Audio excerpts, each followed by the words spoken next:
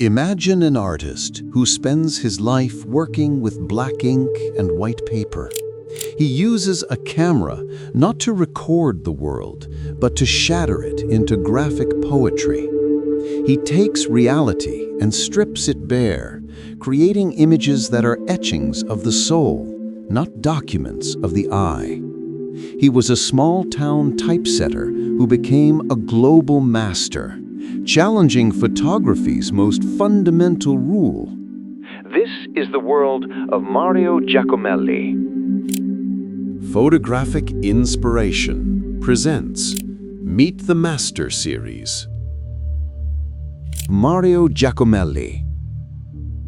We celebrate timeless photographic art, distinguishing it from transient trends.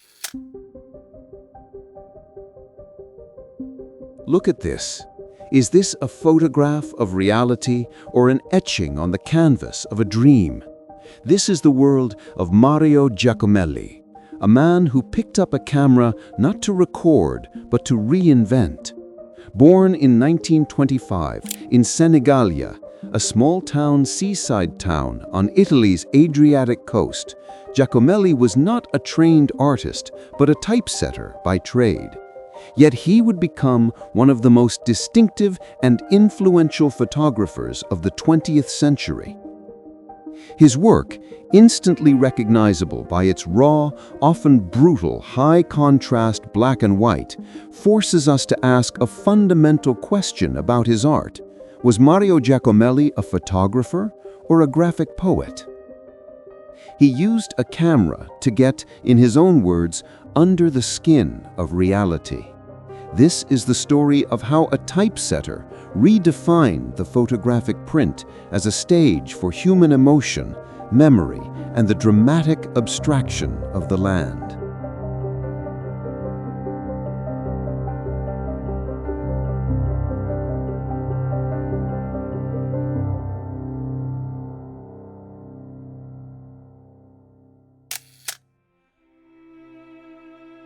Giacomelli's early life was marked by post-war Italy's stark reality. The loss of his father and a childhood spent in poverty led him to leave school at 13 to work as a typesetter, a job that imprinted in him a profound appreciation for black ink, white paper, and graphic line. He painted and wrote poetry, but it was in 1953, with the purchase of his first camera, a Comet Bencini, that he found his true medium. He was inspired by the neo-realist films of the time and by the local photography group, MISA, founded by Giuseppe Cavalli, who encouraged a more artistic approach. But Giacomelli quickly broke from the established full tonal range aesthetic.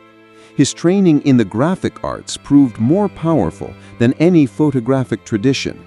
He embraced grainy film, overdeveloped his negatives, and used the printing process, the darkroom, as a secondary, intensely personal studio. He once said, "For me, the photographic film is like a printing plate, a lithograph, where images and emotions become stratified."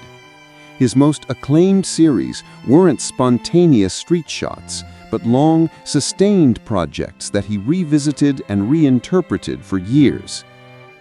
From his hometown, he went global.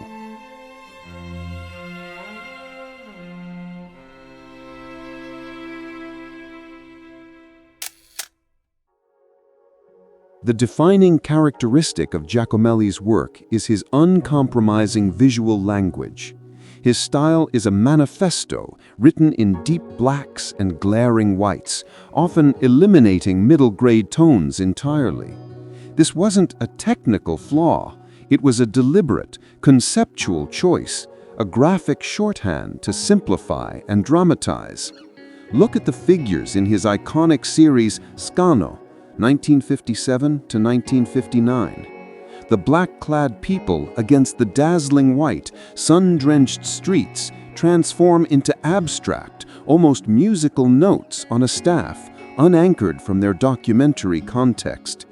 This effect, achieved through flash, slow shutter speeds, and heavy printing, creates a feeling of timeless, dreamlike alienation. This graphic impulse is even more evident in his famous landscapes. In series like Metamorphosis of the Land, he would often photograph from above, and in some cases, he would even rent tractors to create or enhance linear patterns in the fields, actively shaping his subject before photographing it. His finished prints, with their etched lines and swirling shapes, are closer to abstract expressionist paintings than traditional photographs. As Giacomelli himself stated, "I try to photograph thoughts." This radical approach turned the landscape from a place into a state of mind.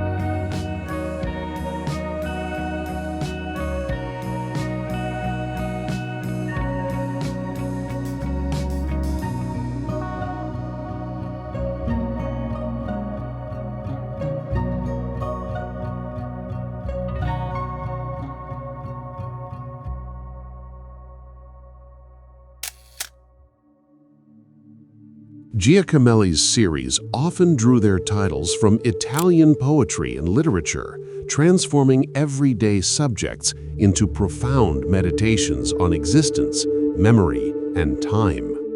His long-running project, Death Will Come and Will Have Your Eyes, set in the hospice where his mother had worked, is a powerful confrontation with mortality. The tight, distorted faces of the aged, grainy, raw, and unsentimental reflect his deep-seated anxiety.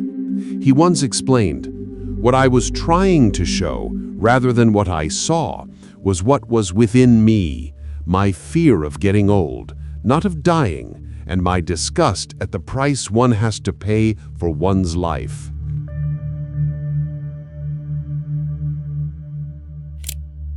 In a lighter, yet equally graphic vein is I Have No Hands That Caress My Face, a sequence documenting young priests in a seminary.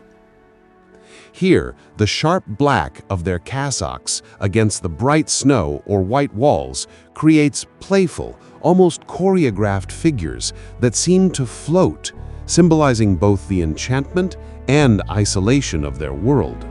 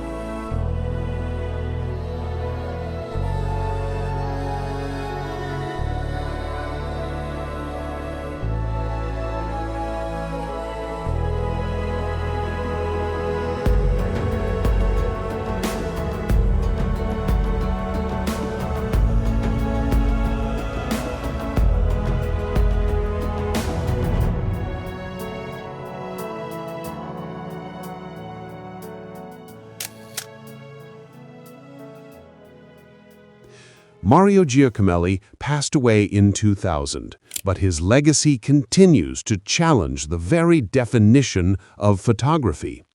He was a master printmaker who viewed the darkroom not as a place for perfecting technique, but for the reinvention of reality. He constantly manipulated his images, using double exposures, camera movement, and even scratching the negatives, all to achieve his inner vision. This brings us back to our original question: was Giacomelli a photographer or a graphic poet? The answer is, perhaps, that he was both in a uniquely Italian way.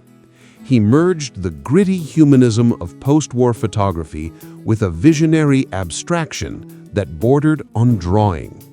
The great Italian photographic theorist and promoter, Luigi Crocenzi, once described him by saying, "Giacomelli has an innate ability to describe people and the land in a specific time and place, which, on reflection, seem to be timeless, like a fairy tale or a lament." Giacomelli's work serves as a powerful reminder. The camera is merely a tool. True art is not what you see, but what your imagination, your soul, adds to it. His prints are not moments frozen in time, but poems etched in silver gelatin, testifying to the enduring connection between the heart, the land, and the stark beauty of the graphic line. Mario Giacomelli, the graphic poet who taught us how to see a world under the skin of reality.